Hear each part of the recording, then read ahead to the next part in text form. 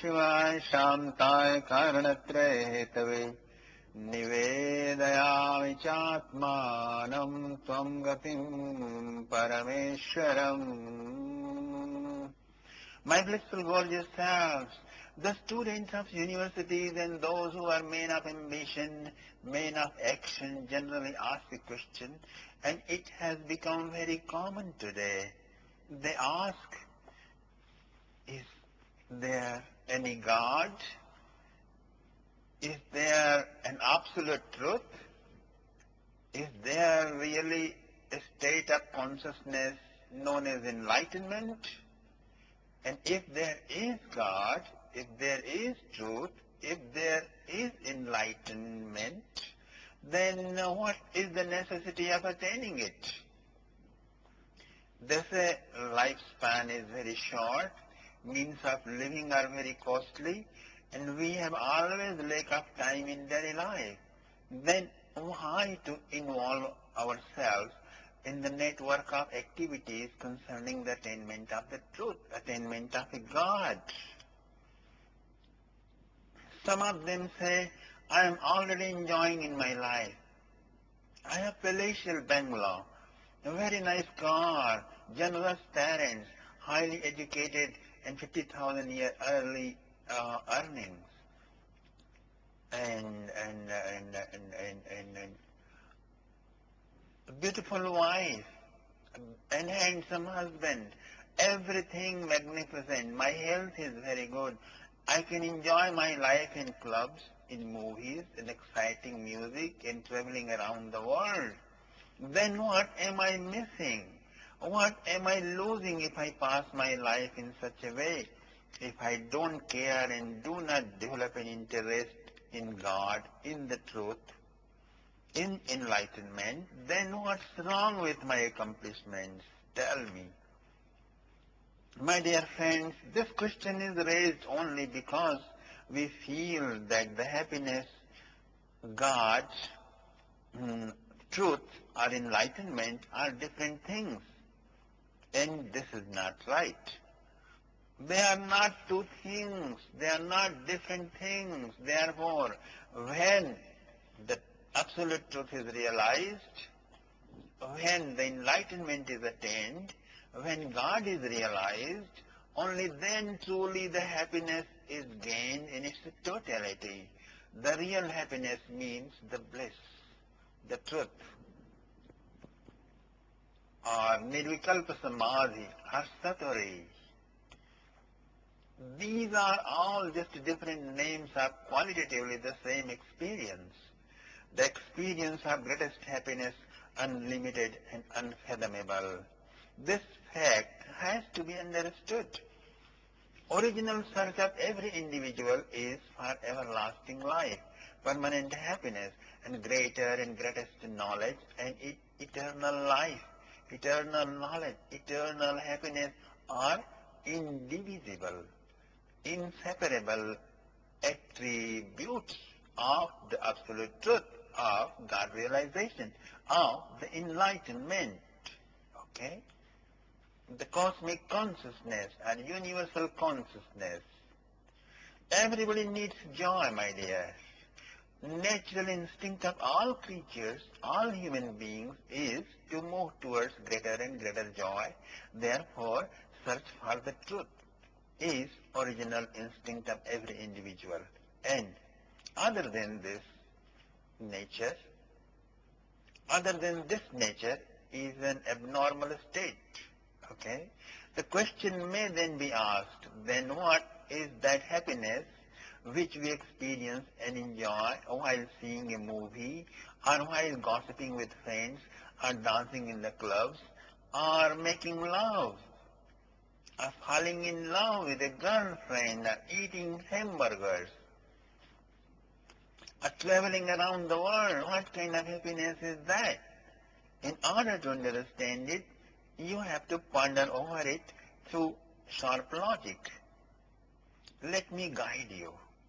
Everybody would say that when he joins his friend circle, he enjoys. When he sees his beloved, he enjoys. When he watches television, he enjoys. And when he gets a paycheck, he enjoys. And when he wins a lottery horse race, he enjoys. Mm. And when he is with his most intimate beloved, he enjoys. Naturally, a question may be asked, when you are not in friend circle, when you do not see your beloved, and when you are not seeing a movie, then what is your condition? Definitely, then you are in suffering. You are miserable then. Constantly suffering is following you, and the situation is continuously, you are escaping, seeking some defense mechanism, some safety box. I have heard somebody was chased by a hungry tigress. The man ran fast and entered into a deep dark cave and closed the door with a big stone. Hmm. Thus he saved himself from the tigress, but the tigress waited outside. How long could he remain inside? He has to come out, otherwise he will die. Either in or out, death is imminent. He has to find out the remedy by himself. Sensual pleasures, sensational pleasures are like caves, my dear. But the tigress of suffering follows in the form of boredom, in the form of depression, in the form of workaholism, in the form of anguish and ambition. And it has multi-million forms. That's why mind is turbulent and restless. Each one of us has to find out remedy by himself.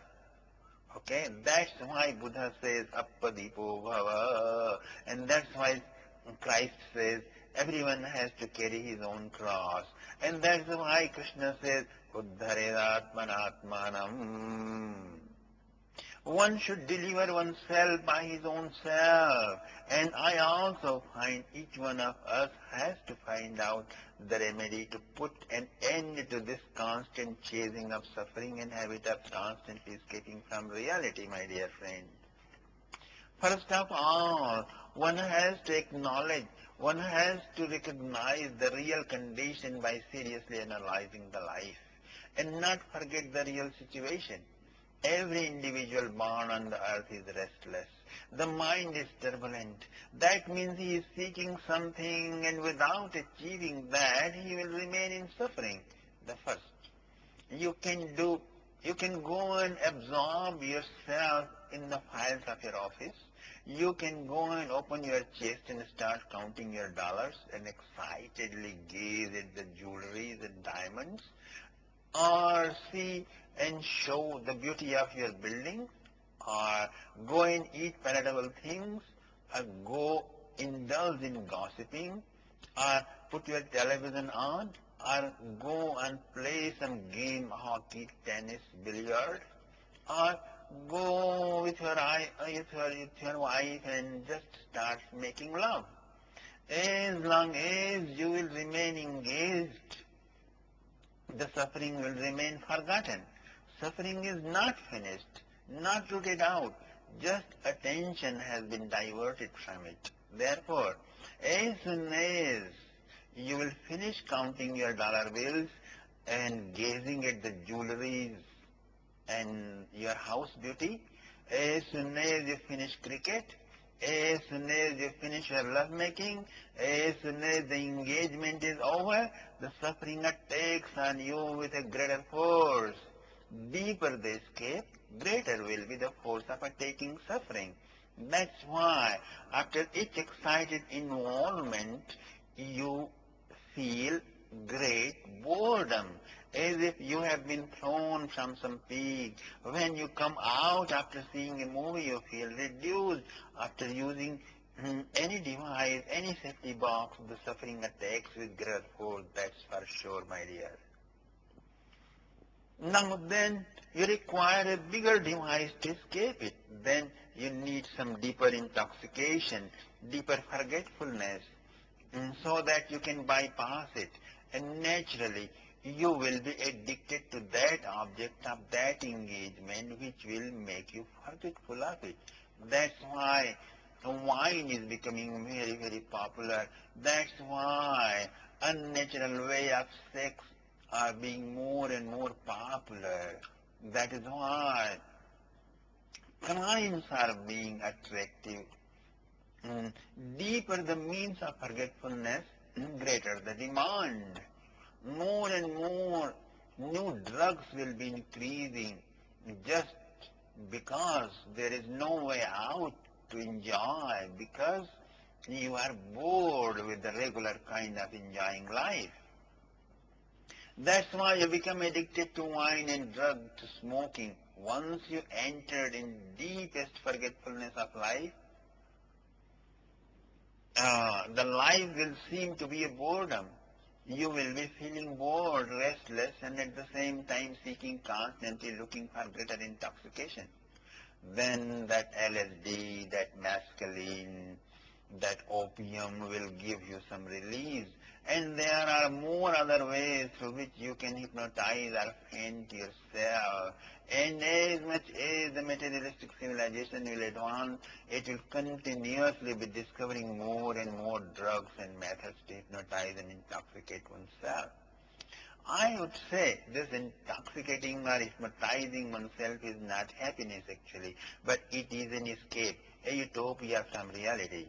And I am sure any other escape, however great it may be, can be excused, can be pardoned. But this kind of escape cannot be pardoned. It cannot be excused according to cosmic law, according to natural laws. Forgetfulness of suffering is not happiness. And palatable food, nice clothing, and wealth, and car, and fame, and movies, and the music do not give you any happiness actually. They simply take you away from suffering. Okay? They drive you away, retire you somewhere else. You escape from suffering, my dear friends. And no intelligent man would say the forgetfulness of suffering is happiness. Wine takes you to forgetfulness. Rock and roll also takes you to forgetfulness. And workaholism also.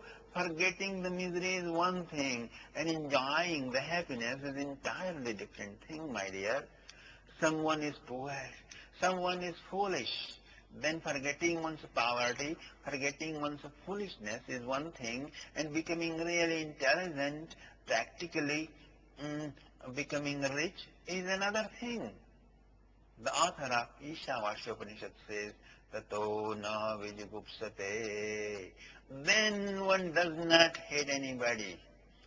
When one does not hate, my dear, yastu sarvani bhutani atmannivanupashyate sarvabhuteshu chatmanam tato na vijugupsate.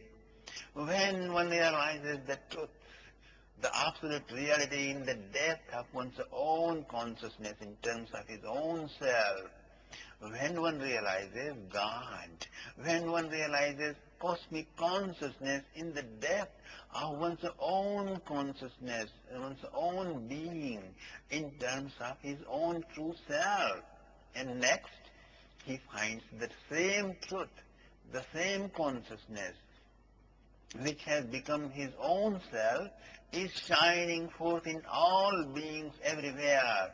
And third, all the beings and all happiness, all happenings are found projected on his own self, pure consciousness, or allness of all the beings are annihilated, and his own true self has been started to be found all-encompassing, all-pervading, everywhere, everywhere, beginninglessly and endlessly.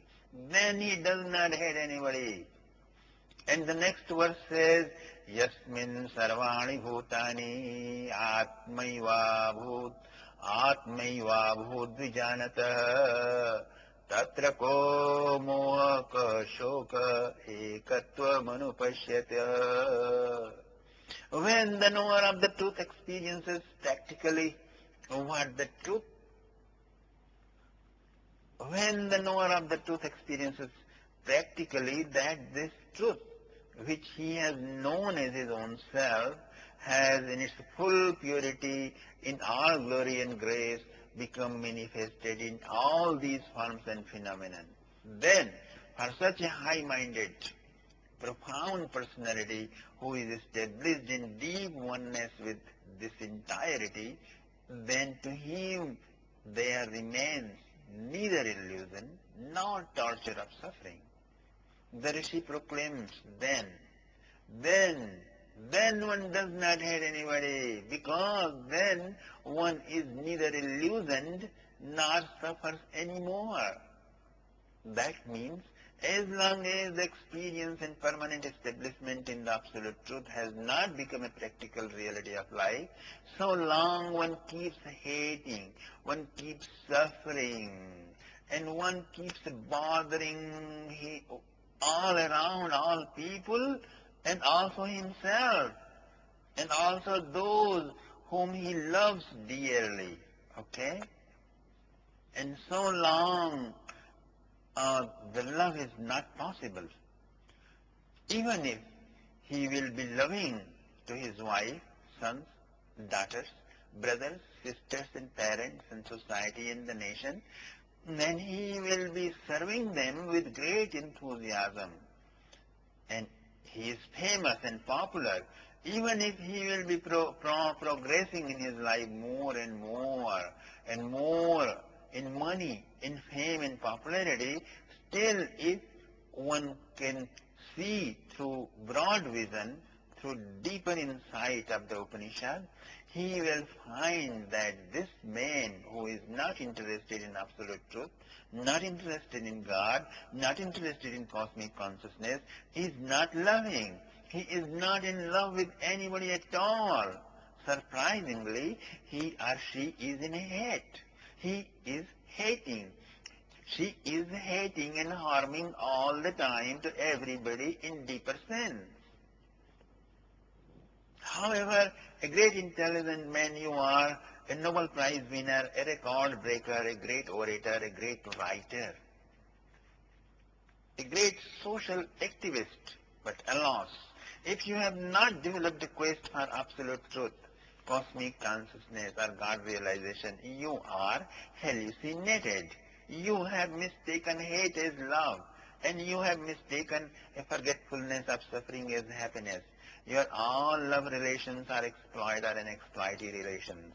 Your all objects of enjoying and entertainments are safety boxes, escapings got from your present state of consciousness. It is a great responsibility of all those who feel themselves intelligent. They should stop this international made race of escaping from truth, starting with stopping it in their own life. And then really the love will spring up from your own being. And when such love erupts from within, it is with no cause and condition. Then it universalizes by its own. This is a state of mystic trance. Okay? This is a very nature of mystic trance, and it is the very nature of its experience, and it expresses itself in peace and joy everlasting, and this is wonderful. Truly speaking, this is a shame for one's own intelligence that people have been found saying, what is the harm if I pass this life in our regular manner as everyone else and enjoying all pleasures of life, pleasures of the world, sensationalism of modern world. Now, from above statement, it is proved that there is nothing like pleasures of the world. What you call pleasures are just suggestions conveyed to the frustrated ego by restless senses in the hypnotic state. I repeat it. What you call pleasures are just suggestions conveyed to the frustrated ego by restless senses in the hypnotic state, or in other words, a forgetfulness of reality or an escape from actuality. This is it. That means intentionally to live in unconsciousness, intentionally prefer to live in infatuation. If this silly intoxication is your preference, then it will be better and easier to keep sleeping whole day, whole night, entire life. Operas and membership of millionaires club will be too expensive for you. LSD and whiskey and double scotch will be costly for you. Just to keep sleeping, that will be cheaper. Much cheaper if you prefer forgetfulness more than actualities of life. And if lifelong sleep is not possible, then think, what is the need of sleep? Then die. Go and die. What is the necessity of remaining alive? Death would take you to a long forgetfulness. If you can observe today's situation of large population of the world, you will find that all those who live family life, all those with a motto eat, drink and marry, at the end when he reaches at the last extremity of his logic of enjoying life, his tendency has been seen becoming suicidal. He concludes the chapter of his life with the final word, "Oh, what is the necessity of remaining now alive?" And my dear friends, middle class people have been found in last legs of their life saying, "Oh God, if you really exist, please take me away from this problem-filled, struggle-filled life." And all the old people, whether they are successful in their life or failure, because they have passed their life without inquiring the absolute truth, without loving God, without attaining cosmic consciousness, without practicing a technique called shaman's meditation for attainment of the absolute truth, without establishment of life in the truth. Therefore, their life remains like anchorless ship in the ocean, tossing and turning in ebbs and tides and waves. Any moment they may collapse. In such a situation, naturally, in the course of time, they become filled with suicidal tendency. Whenever you try, or even if you simply wish to escape from life, which is now and here, which is eternal present, when you escape it through sense gratifications, in so-called projected pleasures, and want to merge in forgetfulness, in unconsciousness, in inertia, then you become suicidal, my dear. Actually, what is the beginning point of all suicidal tendencies? And if you have not a reason about these tendencies, okay, so that is the beginning of all suicidal tendencies. And if you have not reason about these tendencies, then even if you die natural death, you commit suicide. So atmaha swam vinihantya sadgrahat, Upanishad says. He who dies without knowing the truth, even if he dies natural death, he commits suicide. The great Brahmavadin Shankaracharya says that death is the only successful death after which you don't have to meet the death again. And that birth alone is successful birth after which you need not have to be born again.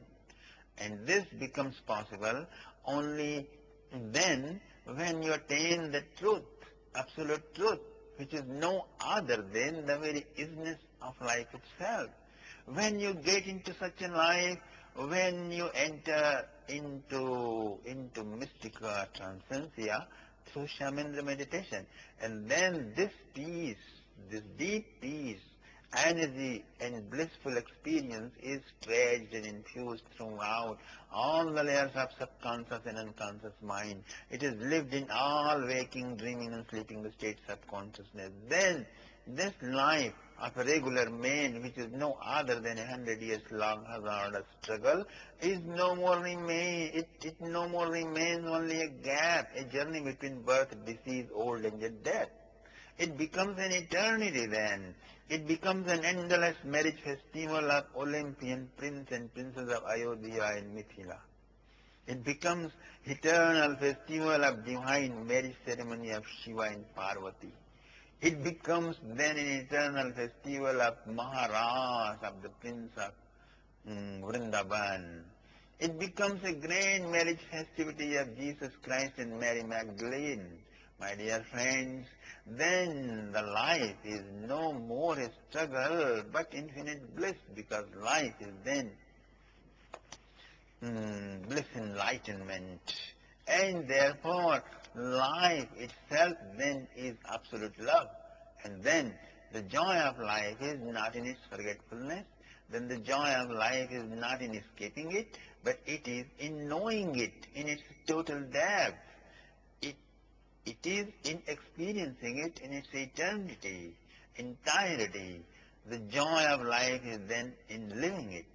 It is in its expanding universality. This is all the disharmonies, all the miseries, all tensions, all frustrations and other innumerable problems of life and nation and the world are only an outburst of accumulated influences of large international scale lifescape.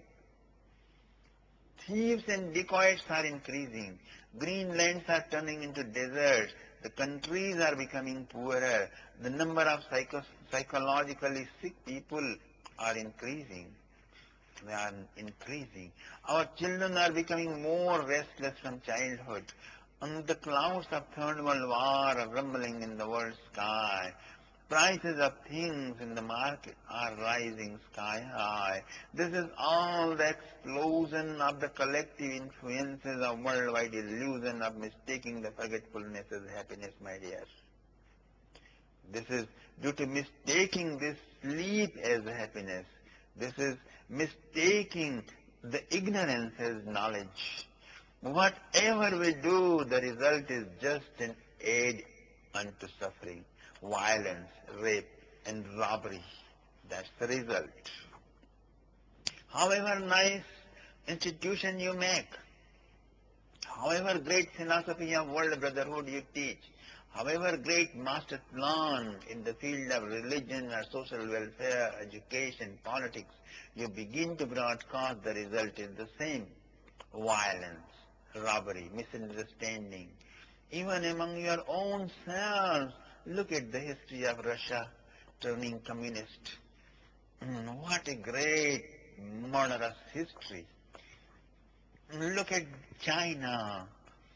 Look at this whole America and Europe and all over the world. What to do, my dear? Perhaps we are not aware that this all havoc has arisen out of our spiritual sleepiness. The above mentioned these calamities show that we are asleep. Everywhere the nature's gravitational pull of Rajasic and Tamasic and negative attitudes are pulling us down and down and down and down.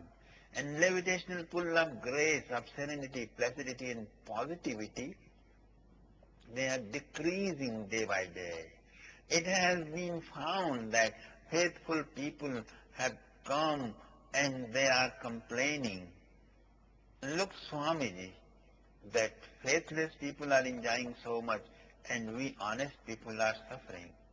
Look at these faithful people, my dear. What is the depth in your faithfulness if you see pleasure is faithlessness?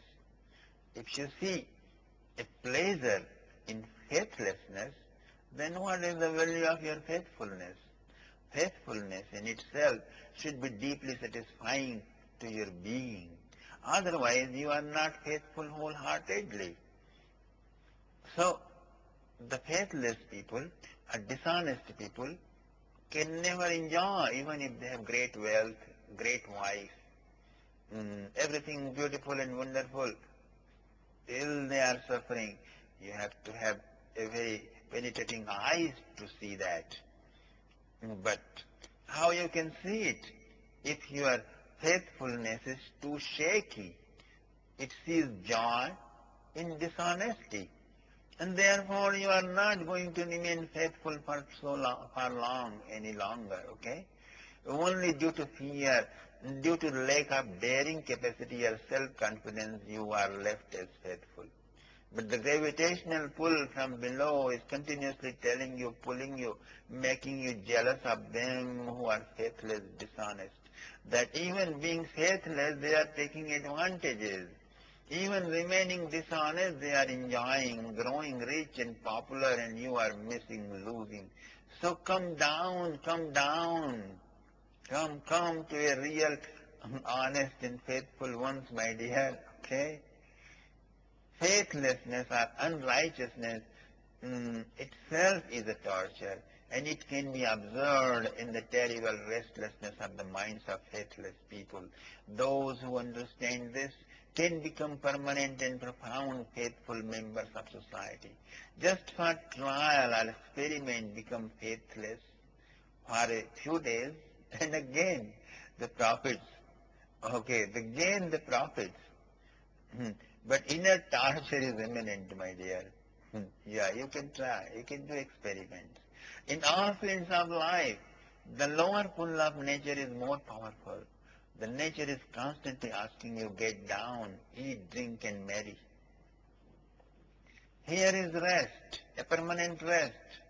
Our lethargic tendencies, our sensualities, our greed and lust and sensationalism, our so-called happiness are constantly pulling us. Come into forgetfulness, leave consciousness, because this remaining alert, aware, vigilant, always alone is a misery. Remaining aware of one's duties, one's responsibilities, one's expected services create inner struggle and tension and headache. Therefore, but a goodbye to this great disturber, awareness and inner voice and intuition and conscience, and drink a bottle of whiskey and you are in the rest. Wine only is not the wine alone, my dear. Whatsoever makes you forgetful of truth experience, in shaman meditation, all of them are wine. So the friends are also wine, your gossipings are wine.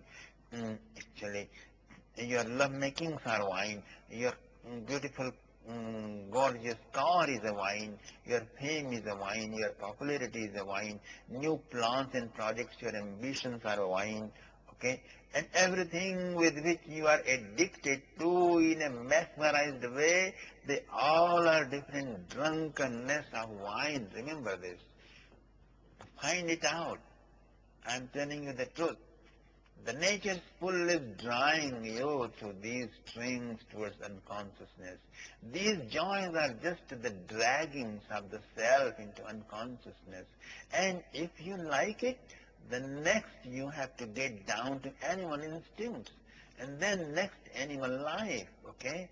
And the pull of nature would take you gradually to buffaloes, and trees and beasts and dragons and stones, and that is the proper place for that kind of rest you are interested in, you are addicted to.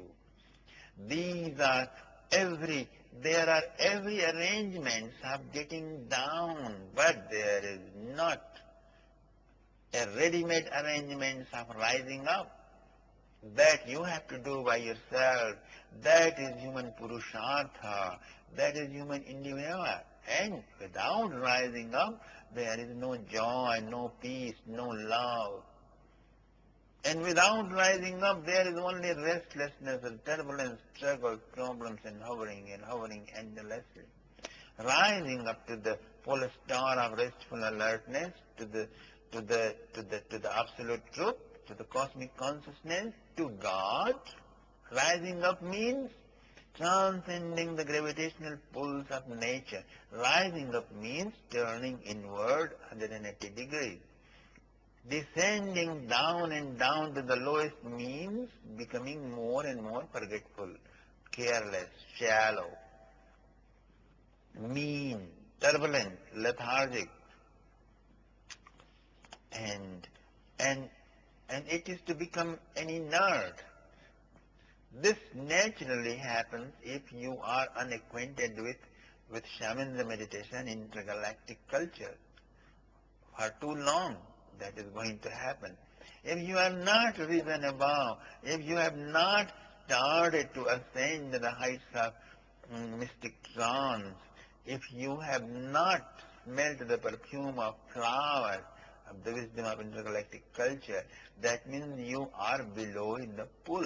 That means your look is stony, your behavior rough, you are indifferent to platonic love. If your heart does not rejoice to see mm, the wise man, if a cosmic conscious person passes by and you do not feel anything, do not feel attracted, your heart does not melt in reverence, you make a late to hear him in great jubilation, and you could not give him your heart, if you don't feel like becoming one in silence, and if you impose spirituality and become a spiritual man, a spiritual lady, a spiritual leader, then it would be dangerous. Then you cannot be other than a hypocrite. Then everything is false because there is no revolution inside, no repulsion all over your body in love with all the saints of the world. Then you can be in any honorable dress. Inside you will be the same sleeping gentleman. And because of ignorance of this fact, our temples and mosques and churches and synagogues are crowded with such people. Therefore, the spirituality is almost dead today. And therefore, the truth of life has become a philosophical jugglery today. We have to recognize the constant flow of undercurrent of search of truth in life coming from time immemorial, my dear. And this too has to be known that at present it is in wrong direction, because simply by forgetting the suffering one cannot attain the bliss. Of course, if one attains to the bliss, suffering would be finished automatically. Suppose you are sitting in a dark room and you would close your eyes and forget the darkness. Only by forgetting the darkness the room cannot be lit up. It will remain dark.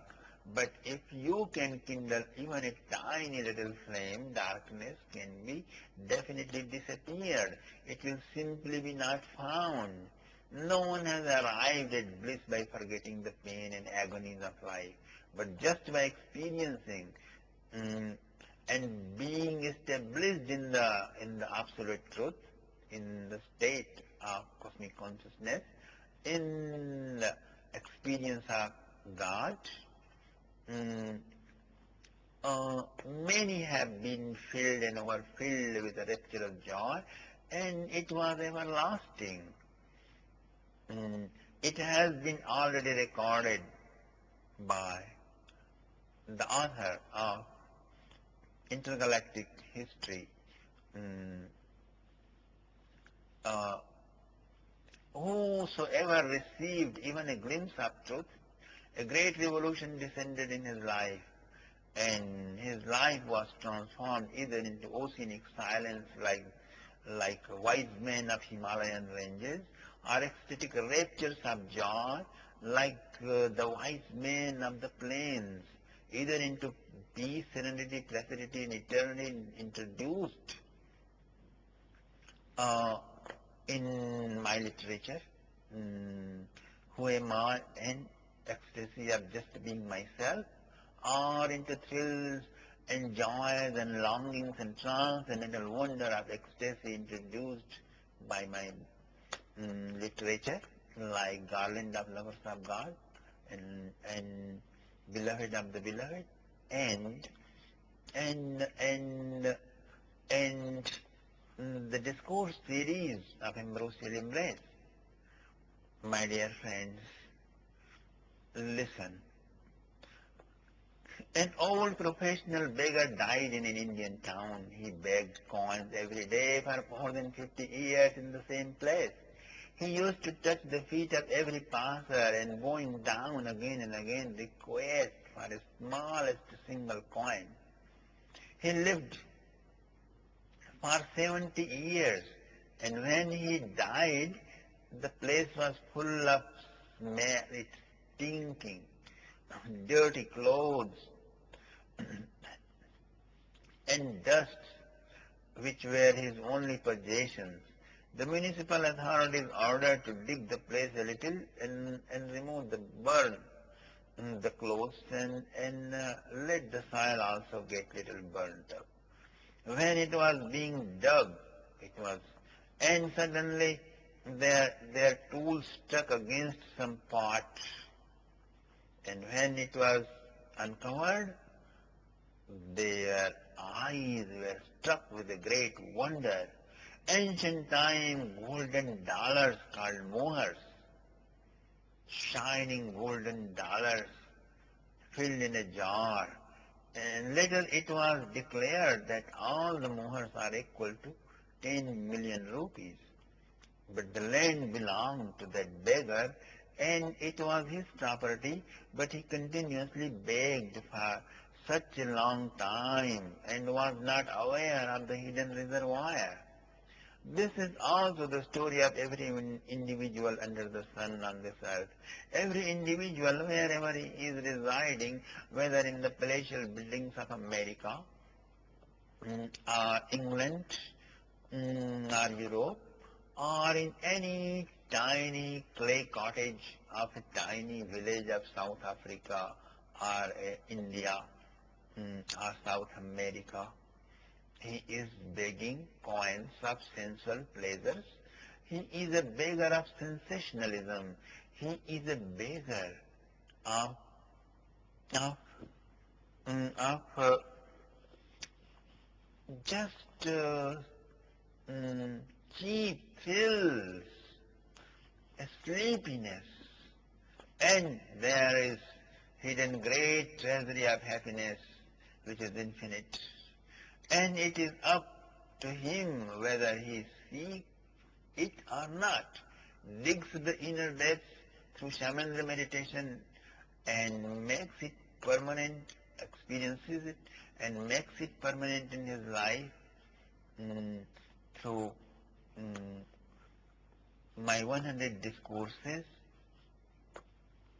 awaken it and make it available for all around him, or just keep sleeping. And no one can compel anybody, at least in the field of searching the truth. Of course, no one can put the truth right upon your head. There is no such a thing like ready-made truth, or there is no such a thing like shortcut. But if someone speaks about the existence of treasury, then you reply that what is the necessity of realizing the truth, and I am already enjoying life by begging coins, sounds, and absolutely frustrated logic. If you are interested in begging, you go on. But if a begging beggar says, I have no necessity of a treasury, a reservoir, then he must be crazy, a fanatic. We are all beggars, beggars of pleasures, beggars of sensational thrill.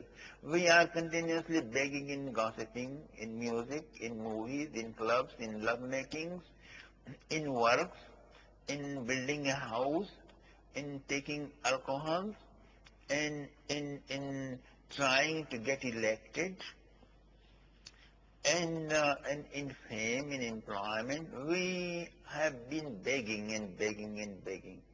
And of course, this begging has been rationalized by man-made laws. But according to cosmic law, according to interplanetary law, perhaps the begging, the coin begging can be excused, but pleasure begging would never be excused because it leads to a collective suicide and cosmic imbalance, universal catastrophe, my dear. The truth is your only necessity. The absolute truth is your only necessity. The cosmic consciousness is your absolute, your only necessity. The God realization is your only necessity. And it flowers in the garden of intergalactic culture. And that starts with shaman meditation. And my 100 discourses of ambrosial embrace helps you to understand and how to handle the problems of life in multi-million ways. And so accept this fact by all your heart, by all your intelligence, and this acceptance triggers an unknown joy within you, my dear, a unique peace, a serenity, a placidity, an eternity envelops your life, and this joy is either in profound silence of Himalayan wilderness, or thrills and manipulations of rapturous joy and celebration of the festival of existence, and the door of which both goes through timeless, breathless, and egoless state of Samandra meditation.